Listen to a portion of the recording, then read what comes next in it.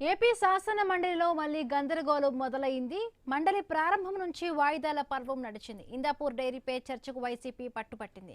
YCP సభ్యుల తీరుపై హోంమంత్రి అనిత ఆగ్రహం వ్యక్తం చేశారు. వైసీపీ వాళ్లకు దేవుడు అంటే భయం లేదని అన్నారు. భక్తి అసలే లేదని ఆరోపించారు. భక్తుల మనోభావాలు దెబ్బతీసే విధంగా మాట్లాడుతున్నారని అనిత ఆరోపించారు. సభా సమయం వృధా చేస్తున్నారని ఆమె మండిపడ్డారు.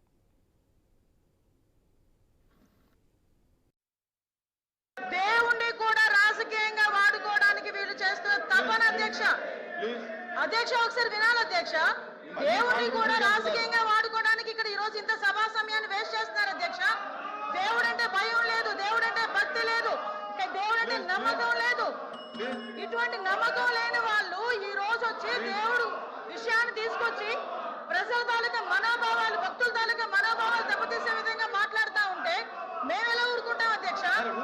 ఈ రోజు కల్తీ జరిగిందా లేదా సంగతి ఈ రోజు మీరు చెప్పుకోవడం కాదు. సిబిఐ ఛార్జ్ షీట్ చెప్పింది ఇందులో అడల్టరేషన్ జరిగింది అని.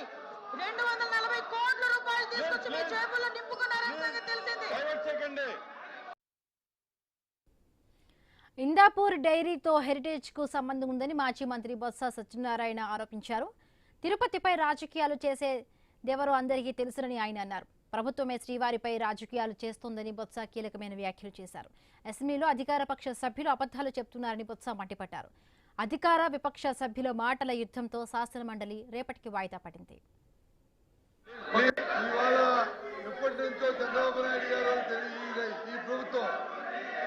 దేవదేవుడి మీద వచ్చి ప్రసాదం మీద అపరాధం వారు దోపిడీ కోసం మాట్లాడండి.